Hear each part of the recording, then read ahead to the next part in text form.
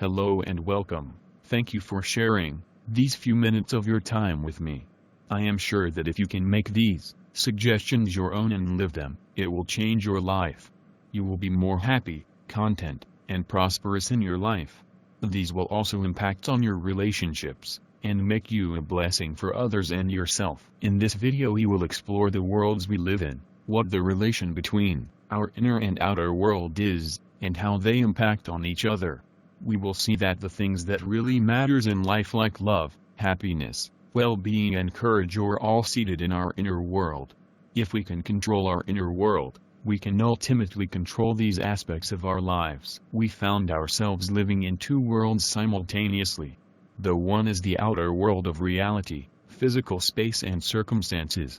This is where you find yourself in right now, but while your body is in this place, the here and now, your mind can be in a total different place at all. The outer world is fixed, and forms an integral part of our existence. However, whilst we found ourselves in the physical world, we are most of the time living in our inner world, the world of thoughts, ideas, concepts, beliefs and emotions. Our inner world or minds have the ability to move instantaneously from one place to another. Your mind is always fluid and busy even when we sleep. We can create scenarios in our mind that resembles reality, or that are the total opposite of reality. In our minds we can dream any dream, whether it is possible or not. Although these two worlds coexist, they are two separate identities, yet they are interrelated and codependent on each other. All that is man-made first existed in the inner world of someone's mind before it became a reality. The airplane had its origin in the mind of the Wright brothers. Facebook was the brainchild of Mark Zuckerberg, and Carl Friedrich Benz, a German engine designer and engineer, is generally regarded as the inventor of the first automobile powered by an internal combustion engine. Your room was first decorated in your mind, long before it became a reality, and so was last night's dinner. We control our outer world or existence from inside ourselves. In life there is only one thing that can make money. That is, ideas or thoughts. Bill Gates recently visited South Africa, for exactly this reason, to get ideas. But ideas do not come ready-made neatly wrapped in a package, tied with a ribbon. You need to feed it and make it grow. If you had asked me for flowers and I gave you seeds, the seeds do not look or smell like flowers, so you tossed them away. If you have kept them a little longer, and fed them, you could have had the most beautiful flowers, but you tossed them away.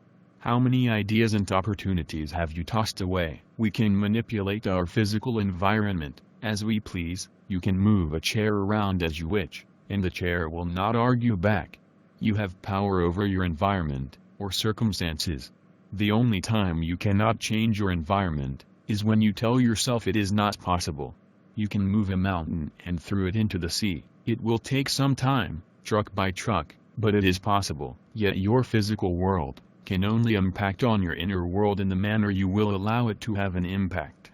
You and only you can decide on the amount of power you allow others and your circumstances to impact on your inner world or your life. The sum total of your inner world's experiences is your life. Your life is a mirror image of your inner world. There are things in your life that only exist in your inner world and not in the real physical outer world. These are things like feelings, courage, love, patience, beliefs, God and many more. You cannot go to the shop and buy any of these things, yet they are as real to you as the chair you sit on. Your life is an exact reflection of who you are.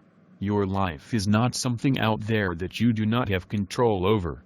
You cannot distance yourself from your life. It is as your shadow. It will follow you around everywhere you go. You cannot deny or get rid of it, but if you are not satisfied with your life, you can change it. If however you are happy with your life, it will remain unchanged forever. How can you change your life? Is it possible? Yes, and I say yes again. Here is the key to your life. Your thoughts control your inner world, and your inner world is your life.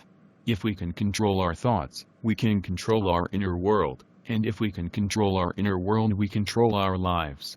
And if we control our lives, it will have an impact on our outer world, the reality we live in. Before we go into detail on how to change our thoughts, let's first see what do you know about your thoughts? Let me tell you some things about your thoughts, and I will say this in front of your thoughts. I know your thoughts will not like this, but it needs to be said. Your thoughts is the biggest bullshitter, liar, manipulator, trickster and negative thing that ever walked this earth. Let me give you an example. The other day I had an excruciating pain in my gut. My thoughts told me it is extremely serious, and that I will have to be admitted to hospital, where I will spend several months. During this time I will lose my job, house, car, and I might even die. This had me in a total panic. As I broke out in a cold sweat, clutching my stomach, moaning of pain. The next moment, just before I collapsed, my butt replied with the most foul fart you have ever heard. And the pain was gone. This is to prove that you can never trust your thoughts, especially if they are not trained. The problem with your thoughts are they know you inside out. They know your fears, hopes, dreams and aspirations. They know things about you nobody else knows, your deepest secrets. Because they know you so well, they can manipulate you as they wish. They are extremely sly. They are the cause of most of your misery, but in the same breath your thoughts are also responsible for the greatest moments of joy in your life. There is a direct correlation between your thoughts and your emotions. At the core of our deepest emotions are the thoughts that drive them. You feel sad when you think you have lost something, anger when you decide that an important goal is thwarted, and happy anticipation when you think something good is coming your way. By changing your thoughts you may not be able to change the situation, but you can at least change the way you believe the situation is affecting you. Your thoughts give rise to your emotions, and your emotions feed your mood. Your mood in turns determine how you react towards others and how they react towards you. This in turn has an effect on your relationship with the other people in your life. Your thoughts can have a detrimental effect on your relationships, family life and overall well-being. But it all started with one thought you decided to feed.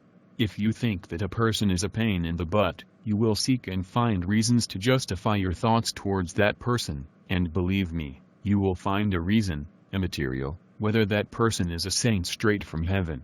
If however you think you like a person, you will find reasons to justify yourself, even if that person is the devil himself, sent straight from hell. The secret to a successful, happy and prosperous life lies in your ability to train and control your thoughts.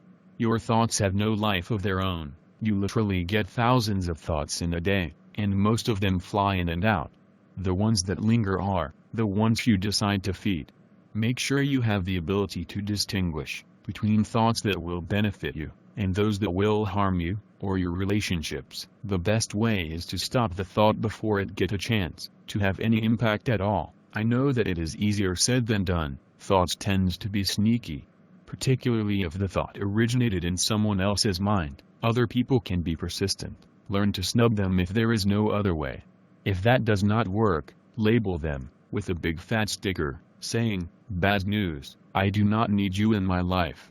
If that does not work, go to the extreme and take it further, by being even more ridiculous.